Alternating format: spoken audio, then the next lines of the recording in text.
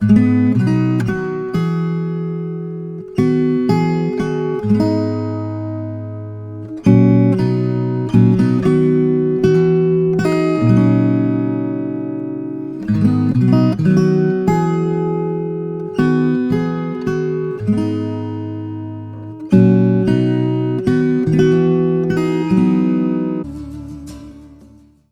parish, St Mary's, had its beginnings in 1792, over 200 years ago, when Australia was beginning to take shape. There was no church or priest for the area that is now Ermington, Rydalmere and Dundas. A letter was sent to England on a ship with Captain Arthur Phillip asking for a priest for our area. The area of Rydalmere was very different to how it is now, with mainly farms and orchards.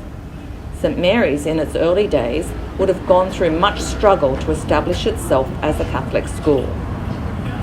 In 1864, some land was given to the church to start a school for Catholic children. The Mercy Sisters follow Catherine Macaulay's efforts to care for and bring compassion to people who are in need. The Mercy Sisters led our school and cared for the students of St Mary's for 80 years. We would not have our school's motto, Care, if it wasn't for the Mercy Sisters who taught us to look after and care for each other. Our school began with lessons being taught in the church. The braver students would throw their pens up so they would stick into the wooden ceiling. These pens would stay stuck in the ceiling for years. Classes would all be in the church together, separated by a church bench. Early classrooms had desks with 4 or 5 seats attached to them. Kindergarten wrote on slate plates instead of paper. The children were only taught 4 different subjects to begin with: reading, writing, maths, and religion. Only later did students start to learn about science, HESI, and sport. In 1915, disaster struck our parish when a mysterious fire destroyed the church. In 1916, a new church began to be built. This eventually became what is now our school hall. During this time, Father James Foxall was our priest. When families came to church each Sunday, they would arrive in a sulky, a small horse and cart, or they would ride a horse and tie it to a tree in the churchyard. In 1925, Father Dempsey became our first official parish priest and is still remembered by some of our older parishioners.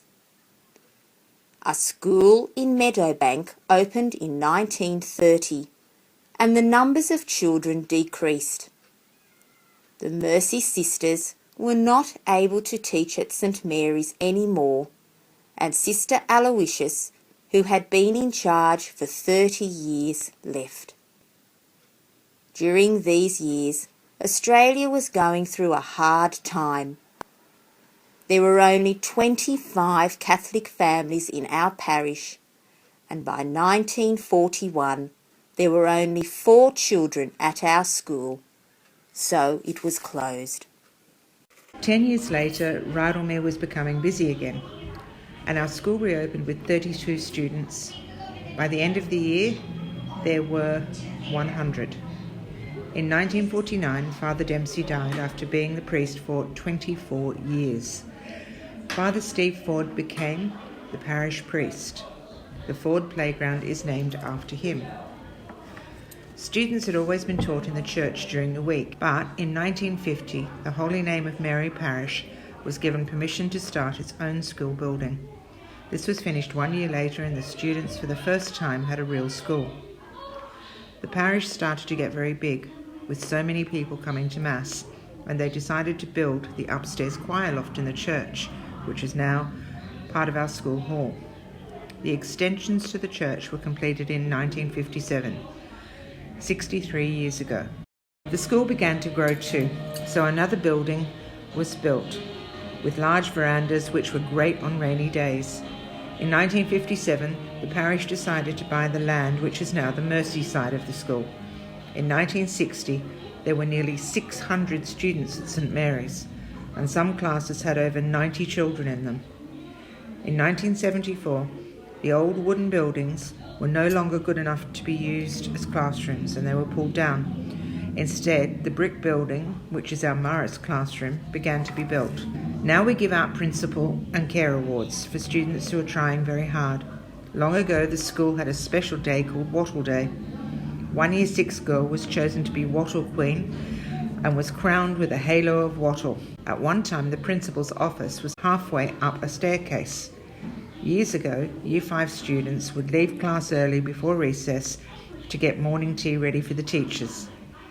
They would also carry cold glasses of water around to the teachers on hot days. Class sizes have also changed a lot. Years ago, the smallest classes had 40 students in them.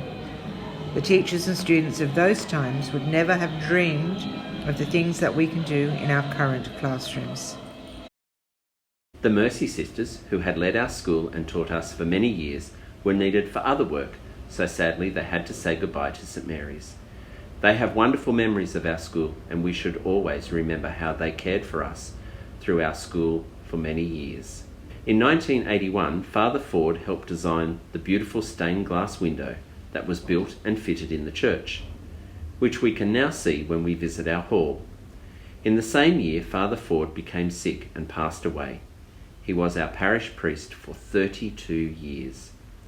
In 1982, Father John McCaffrey, who our green sport team is named after, was asked to be our parish priest. Our principal was Brother Bill Tarrant, who our gold team is named after, and he is a Morris brother. The Morris brothers were started by a man called Marcelin Champagne, who spent his life helping to look after and teach poor children about God. Morris brothers also have a special love for Mary. Having Brother Bill as our principal, as well as other Morris brothers teach here at St Mary's, helped our school learn more about caring for each other and loving Mary. In 1988, a very important meeting was held, and it was decided that we needed a new church, the third one for our parish.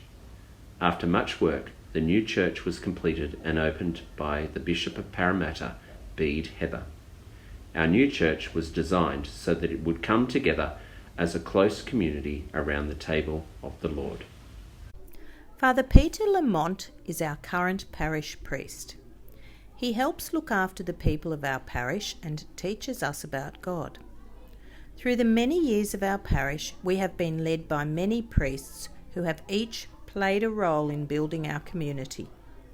Many have helped make decisions that have shaped our school that we have today. St Mary's has also had many teachers and principals that have helped lead and care for our school. Our teachers carry on the work started by the Mercy sisters and continued by the Marist brothers. Our parish, though, is made up of the people in our community, the parents, friends and parishioners who have built the 3 churches that we have had, as well as our school and the many changes it has gone through. These people have carried the flame of our faith in our times of celebration as well as our times of sorrow. It is our responsibility to keep this flame alight and to continue to look after our parish, school and community.